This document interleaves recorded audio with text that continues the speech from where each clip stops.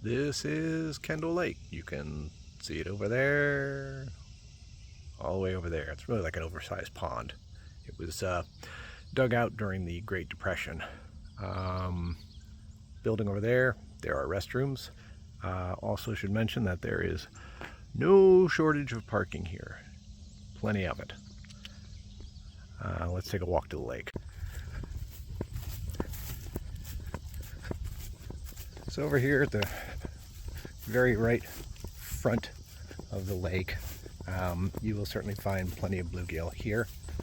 But it's tricky fishing because this little lake is being swallowed up by vegetation, and there is seaweed everywhere. And this seems to be a conscious decision by the Park Service, just to kind of let this return into like a marsh or wetland of some sort.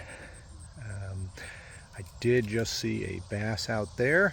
This sort of environment where, yes, kids can come over here and fish off the dock and use a small bobber, worm, little hook, and catch plenty of bluegill.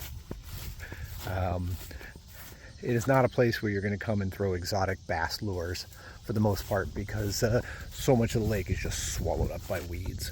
I am up here on this kind of dock fishing area, and as you can see, lots and lots and lots of weeds. Every year it gets a little bit harder and the lake gets a little smaller because all these plants just keep expanding and encroaching further and further. So if you're bringing kids over here, you're going to have to look around and try to find spots where you can get a bobber in and not get snagged up. Right now this side of the dock is just hopeless. What you can do is to hike around the lake.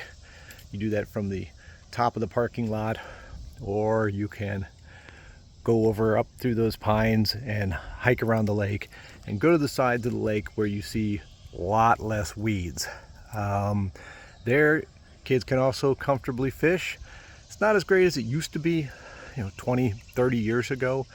But there's still plenty of fish in here. You just have to kind of move around and find a spot where there aren't so many darn weeds. So over there's the dock area, as I call it, that I just came off of. Down here in front of the bathrooms and the shelter area, you see gaps. That's what you're looking for. Spots where the weeds aren't, that you can pitch a little bobber and worm in there.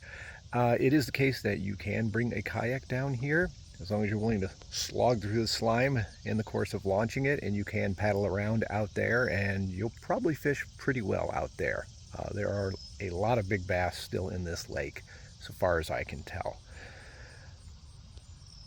Getting over here towards those pines that I mentioned earlier, where we cut through and walk around the lake, I just want to show you real quickly here.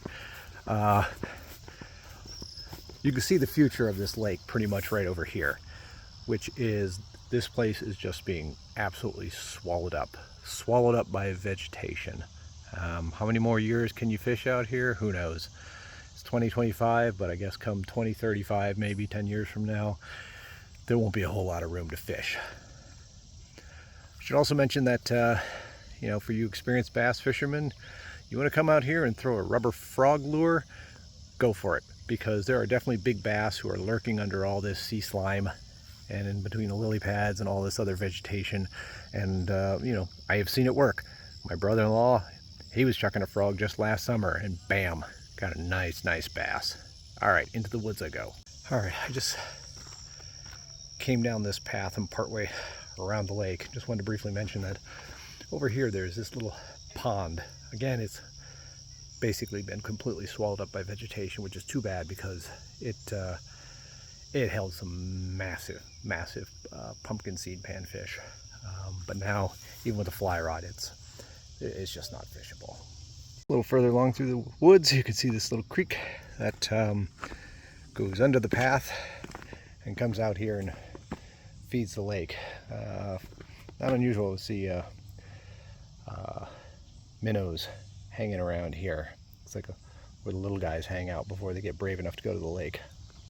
All right, I have basically come around the lake all the way. You can see the dock off in the distance. I am across from that. You'll find two cut-in points here. One there that you can hike down near the water edge. One up there. To be frank, this is not easy sledding. You're going to have to go down there through those, and then you're going to be amongst a lot of logs and murkiness. It's tricky angling here. It's a lot easier once we get further along. Here we are. We emerged from the walk around the woods. Probably took all of 10-12 minutes. See over there is the shelter, parking lot dock. And you can see here it's a little more open. A little bit easier fishing over here.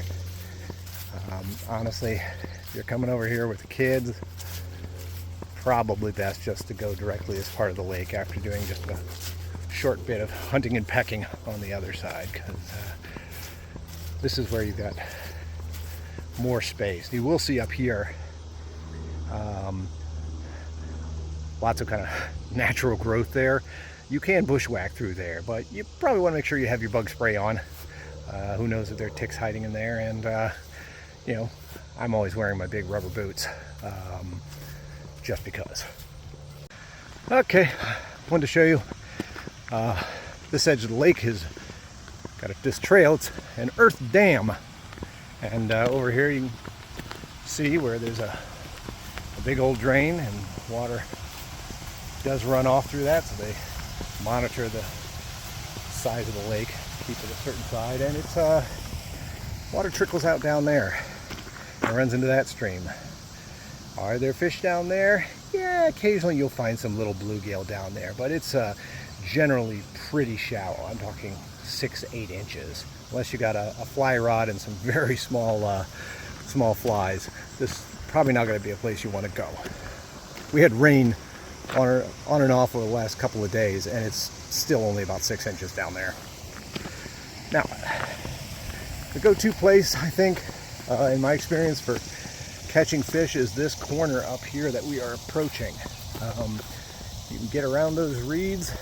A lot of fish tend to cluster. They love the shadows over there. I always come away with the fish if I come to that corner. So there you go. Second cast and fish on. Like I said, this little corner here, it's not super easy to fish, but boy, they stack up here. So back there is where I came from, that corner where I just caught the fish. You can see the walk back towards the parking lot. There's just no place you can fish. None.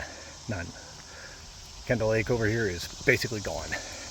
There in the distance, if you squint, you can see the parking lot. But that's where I'm headed, along this trail down there to the parking lot, take a right and back to the car. Along the way to the parking lot, you can see over here is another little creek, a little run that's feeding the lake itself. Again, extremely shallow. You're not going to fish it.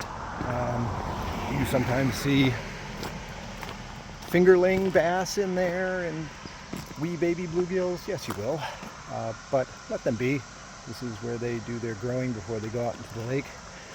And again, this is extremely weed choked and not an area where you're going to have any fun trying to fish. And whatever you do, don't get the idea that just because there are minnows down here that you can come by and set a minnow trap and catch minnows and use those as bait. That is illegal. This is national park land. Don't do it. As soon as I speak, then boom, I came upon, what do I see there? 2 baby bluegill. You have to zoom in real tight to see them, but they're moving over towards the water because they saw me. Oh, and by the way, yeah, that's poison ivy on that tree. Watch out. It's all over the place out here. All right, I made it back to where I started, and that's it. I hope you find this video introducing Kendall Lake to you useful. Please post below the video if you have any questions. Have a good day.